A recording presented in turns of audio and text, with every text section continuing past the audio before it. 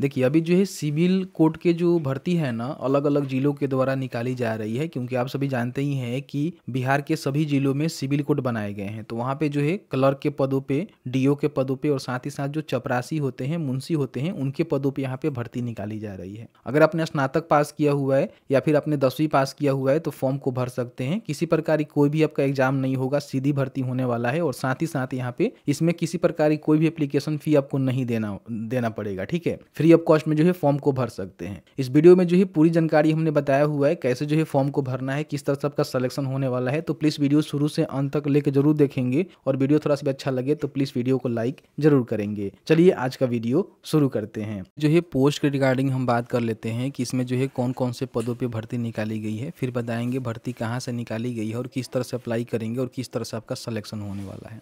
अगर आप कार्यालय सहायक लिपिक के पदों पे भर्ती होना चाहते हैं तो 2 पोस्ट यहाँ पे रखे गए हैं, जो कि सविंदा के आधार पे आपका भर्ती होगा। 20 रुपये जो है मानदेय आपको मिलेगा। स्नातक आपने पास किया हुआ है, वर्ड प्रोसेसिंग में आपका कौशल है, कंप्यूटर चलाने की क्षमता है, डेटा फीड करने का कौशल है, याचिका की उचित सेटिंग के साथ अच्छी टाइपिंग स्पीड है और अदालतों में प्रस्तुति के लिए डिटेक्शन लेने और फाइल तैयार करने की क्षमता है, फाइल रख रखाव और प्रोसेसिंग का ज्ञान है, तो फॉर्म को भर सकते हैं। ठीक है, तो इस क्वालिफिकेशन को आप फुलफिल करेंगे तो कहीं ना कहीं फॉर्म को भर पाएंगे। स्नातक आपने किसी भी स्ट्रीम से किया हुआ है तो फॉर्म को भर सकते हैं, इसमें मेंशन नहीं किया गया है। बाकी ये कौशल आपके पास होनी चाहिए जिसकी टेस्टिंग कराई जाती है। इसके लिए आपको सर्टिफिकेट हो सकता है कि नहीं देना पड़े, केवल कंप्यूटर की सर्टिफिकेट आपको देना पड़े। बाकी ये सब चीज़ें आपके पास तो होनी ही चाहिए, क्योंकि आप मान लीजिए पढ़े लिखे हैं तो कहीं ना कहीं आपके पास इतना तो कौशल जरूर होगा, क्षमता तो जरूर होगा। ठीक है, बाकी दूसरा जो पोस्ट है रिसेप्शनिस्ट का है, इसको डेटा एंट्री ऑपरेटर भी बोल सकते हैं और टाइपिस्ट भी बोल सकते हैं, मतलब कि तीनों काम आपको करना होगा। एक पदों पे ही भर्ती निकाली गई है, सविंदा के आधार पे है, 2 वर्षों के लिए आपकी ये भर्ती होने वाली है। ठीक है, यहाँ पे देखेंगे तो 19,000 रुपये जो है प्रति महीना इनको मानदेय मिलेगा।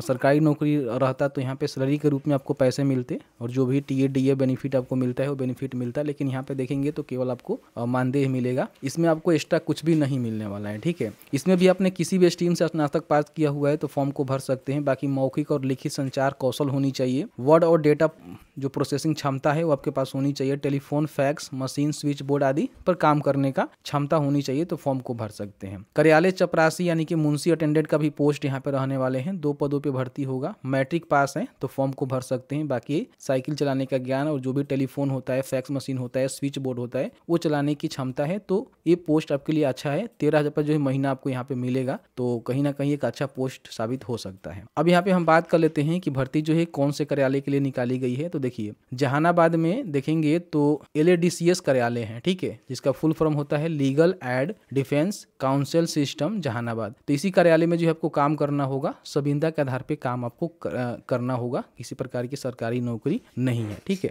देखिए अब बात कर लेते हैं कि उम्र सीमा क्या रहनी चाहिए फॉर्म भरना चाहते हैं। तो 21 से लेकर 37 वर्ष के बीच में आपका उम्र है तो फॉर्म को आप भर पाएंगे। ठीक है, बाकी हम बात कर ले आवेदन कैसे करना है, तो इन्होंने एक फॉर्मेट दिया हुआ है यहाँ पे, इसको आपको भरना होगा। आप चाहे तो हाथ से भी इसको प्रिंट करके भर सकते हैं, नहीं तो इस प्रकार से टाइपिंग भी करवा सकते हैं कंप्यूटर से। तो यहाँ पे सबसे पहले तो अपना जो भी पोस्ट के लिए आवेदन कर रहे हैं उस पोस्ट को यहाँ पे मेंशन करेंगे। ध्यान रखेंगे एक पोस्ट के लिए एक ही आवेदन आप दे सकते हैं, दूसरा पोस्ट के लिए दूसरा आवेदन आपको देना पड़ेगा। आवेदक का नाम आपको हिंदी अंग्रेजी में लिखना है, बड़े अक्षर में लिखिएगा, कैपिटल में, और यहाँ पे अपना जो फोटो है ना उसको यहाँ पे चिपकानी है और इस पे सेल्फ टेस्टेड क्रॉस में कर देनी है।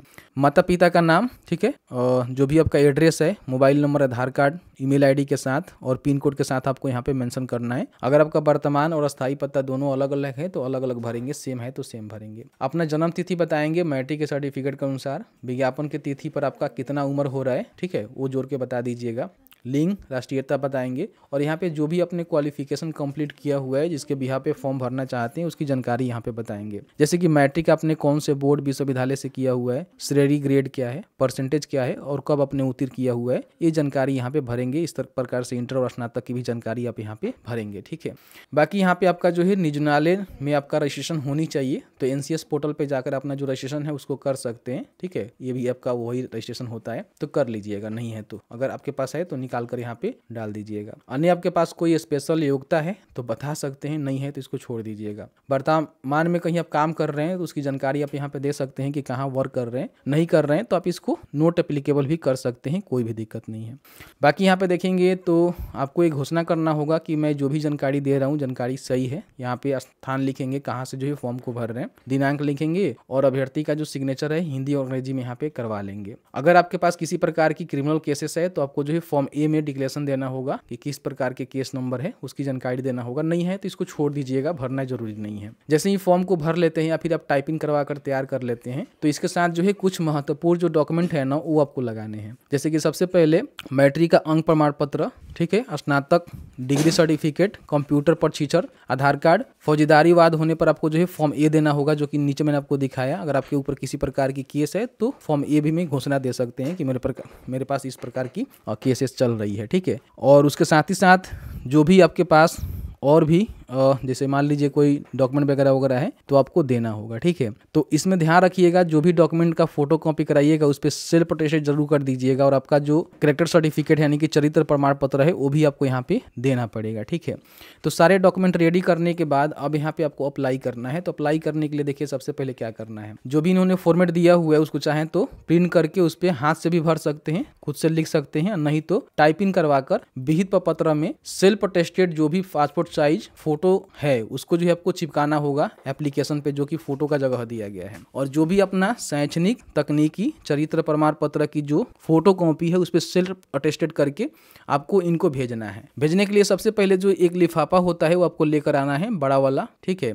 इसके अंदर जो है सारे सर्टिफिकेट आपको रखने हैं। एक छोटा सा लिफाफा आपको देखने को मिलता है, वो भी आपको लेकर आना है और इस पे कौन से पोस्ट लिए आवेदन कर रहे हैं उसको मेंशन करना है और एक मूल्य का डाक टिकट यहाँ पे चिपका देंगे और इसको खाली इसके अंदर ही डाल देंगे, ठीक है। और बाकी आपने जो भी आवेदन फॉर्म फिलअप किया हुआ है, जो भी आपका डॉक्यूमेंट है, वो सभी को इसके अंदर इस लिफाफा के साथ इसको डालेंगे और इसको बंद करके इनके जो भी एड्रेस है बताया गया है कि विधिक सेवा प्राधिकार जहानाबाद राज्य बिहार पिन कोड के पते पे 22/2/2025 संध्या 5 बजे से पहले भेज देना है, यानी कि इस डेट तक उनके कार्यालय में एप्लीकेशन चला जाना चाहिए, ठीक है। हाथों हाथ जमा करने का कोई भी नियम नहीं है, आपको बाई पोस्ट स्पीड पोस्ट ही भेजना होगा, ठीक है। तो इसको भेज दीजिएगा। अब जैसे ही यहाँ पे अप्लाई करते हैं, अगर आप शॉर्टलिस्टेड होते हैं तो फिर यहाँ पे आपको बुलाया जाएगा, ठीक है। जिसमें सबसे पहले बताया गया है कि आपका जो है कंप्यूटर दक्षता परीक्षण होगा, यानी कि उसमें आपको देखा जाएगा कि आप कंप्यूटर में दक्षता रखते हैं कि नहीं रखते हैं। फिर टाइपिंग कराई जाएगी और उसके बाद इंटरव्यू के आधार पे आपका जो भर्ती प्रक्रिया है वो कराई जाएगी। इसमें शामिल होने के लिए किसी प्रकार की जो भी यात्रा भत्ता वगैरह है वो आपको दे नहीं होगा, खुद से पैसे से आपको आने होंगे और ये प्रोसीजर को आपको फॉलो करने होंगे, ठीक है। इस तरह से मैंने जो है पूरी जानकारी बताया, भर्ती कहाँ से आई हुई है, किस तरह से अप्लाई कर सकते हैं। बाकी भर्ती की जानकारी चेक करना चाहते हैं तो अपने जिले के ऑफिशियल पोर्टल पे जाने के लिए, जैसे कि मान लीजिए जहानाबाद से भर्ती आई हुई है, ठीक है, तो हम यहाँ पे लिखेंगे ठीक है, गलती लिख रहे हैं, जहानाबाद सिविल कोड, ठीक है। तो इस तरह से आप अपने जिले के साथ लिख सकते हैं। तो फर्स्ट में देखेंगे .code.gov.in का ऑफिशियल पोर्टल आपको देखने को मिलेगा, जिसको ओपन करिएगा। यहाँ पे नोटिस के बटन मिलेगा, रिक्रूटमेंट के बटन पे क्लिक करेंगे। यहाँ पे जो भी भर्ती आई हुई है देखिए यहाँ पे LHDCS, तो इस पे आप क्लिक करके चेकआउट कर सकते हैं। अगर आपके भी जिले में भर्ती आई हुई है तो चेक कर लेना, अप्लाई कर लेना। अच्छा पोस्ट आपका रहने वाला है। भर्ती बहुत कम है लेकिन समझिए कि एक अच्छा भर्ती है। अगर आप भर्ती होना चाहते हैं तो कहीं ना कहीं आपके लिए अच्छा ये पोस्ट हो सकता है। तो जैसे कि आपने देखा कि मैंने जो है पूरी जानकारी बताया कि भर्ती जो है कहाँ से निकल के आ रही है। बाकी आप अपने जिले का जो सिविल कोड है उसमें भर्ती की जानकारी कैसे चेक कर सकते हैं, और आप इच्छुक हैं, योग्य हैं तो कैसे अप्लाई कर सकते हैं। फिर भी आपके मन में किसी प्रकार की कोई भी सवाल होगा इस वीडियो से रिलेटेड तो आप हमें चाहें तो बता सकते हैं। जहां तक हमारी नॉलेज होगी वहां तक जानकारी आपके साथ साझा करने की कोशिश की जाएगी। वीडियो देखने के लिए बहुत बहुत धन्यवाद।